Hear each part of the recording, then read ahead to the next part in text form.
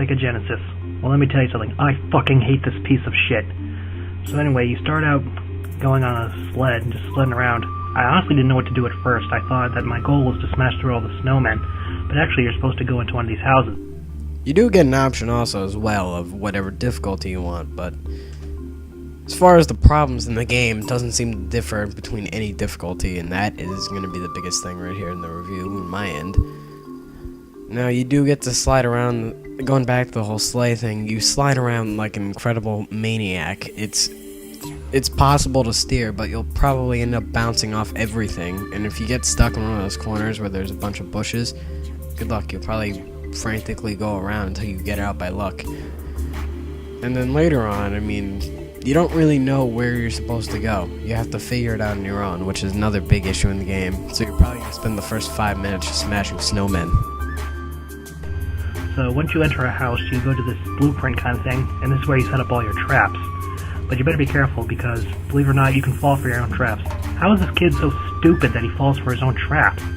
So anyway, you wander about the house a little bit, and then the robbers come in, and there's a loot meter and a pain meter. Now I'm assuming you have to get the pain meter up before the loot goes up, but that's not easy to do. First of all, only a few of the traps actually cause damage, and some of them don't. And they're only good once. So once they go over them, that's it. You have ammo where you can shoot the bad guys with, but it runs out extremely quick, and it's rare to find other items and ammo. Now you have no health meter in this game. Basically, if the robbers catch you, they stick you up on a wall for a few seconds. But the biggest problem with this game is the fact that once the traps are all gone and you run out of ammo, you're fucked. You basically gotta wait until they loot the entire house. And that's no fun. It's like playing a waiting game. I don't want to wait, I want to play a game. So anyway, once they're done looting the house, they flood it. Yeah, they call themselves the Wet Bandits because of that. I have no comment. Getting more into the gameplay myself, after trying to get into the house for a good 5 minutes, I'll get to that later. Once you do get in the houses, you actually are able to use stuff like the tires to bounce up and get certain items, but like I said, no explanation, you're not going to know what the hell a tire does, of all things. If it was a trampoline, that would make some sense, but I don't see what a tire really does. Once you get enough items, too, you can assemble them together to make some new weapons. However, like the BB gun you already get, that Rick mentioned, the weapons run out of ammo incredibly fast, and you're almost going to have to hope to at least have 3 weapons with at least one of them has 3 backups of ammo, preferably the snowball bazooka, or else you're really going to be screwed, and there's no time to run outside and get more weapons. So anyway, you go into another house, and this is where I found something really shocking, and that's the fact that your traps don't get refilled. You basically have a set number of traps for the entire game. And that's just ridiculous, because there's no way you can expect to get the pain meter up in every house with the set limit of traps that they give you, especially because only a few of them cause any damage. I mean, seriously, what were they thinking? So anyway, I'm in this futuristic kind of house, which is kind of weird. Now, I noticed there's no pain meter, there's just a loot meter, which I didn't understand at first, but then I realized that it's the fact that I went into the wrong house. The bandits go into a house, and you gotta follow them, but they never tell you which one they go into, and that's just ridiculous, because how am I supposed to know? I'm just going around like a jackass, and they're not here.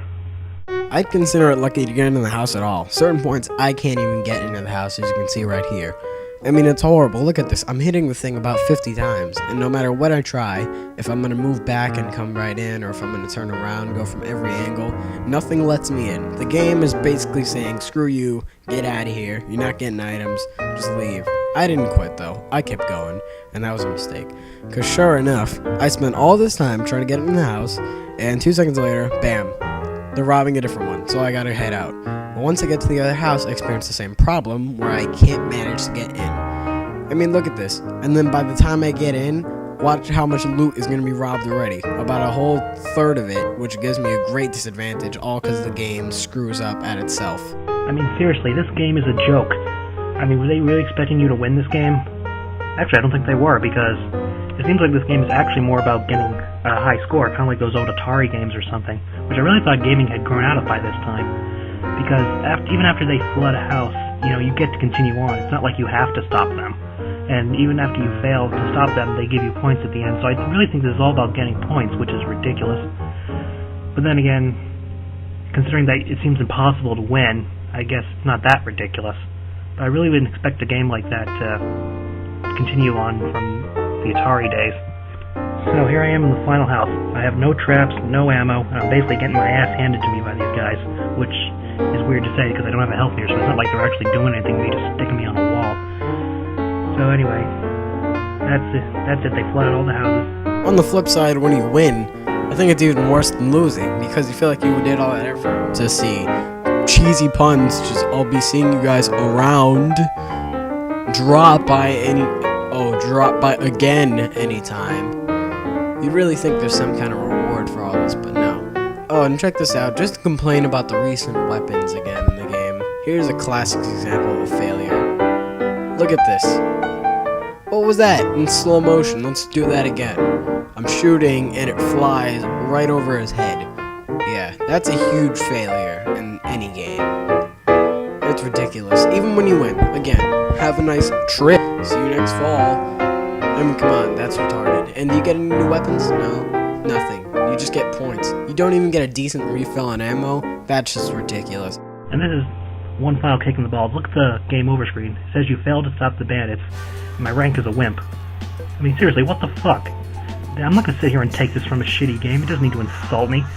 I mean, if you even played through the whole game just to get this message, you're not really showing much appreciation, because it took a lot for me to actually finish this game. It might as well have just said, hey, thanks for playing our shitty game, now go fuck yourself.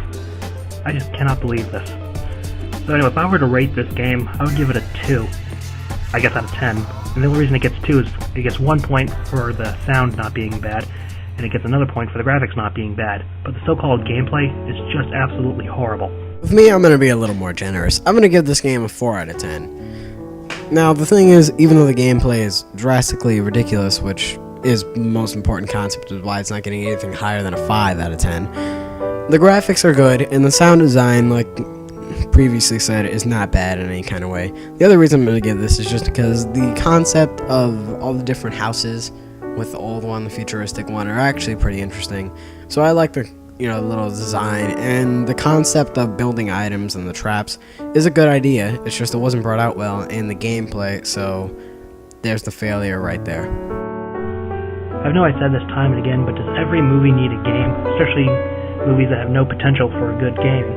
I mean, when you think about a Home Alone game, you automatically gotta think, well, the gameplay is gonna suck because, let's face it, all the kid did in the movie was set up traps and watch the bandits get their asses kicked, which is fun. It's great entertainment. It was a good movie. But as far as a game, well, as we just saw, it just doesn't work. So anyway, that's Home Alone. I'm out.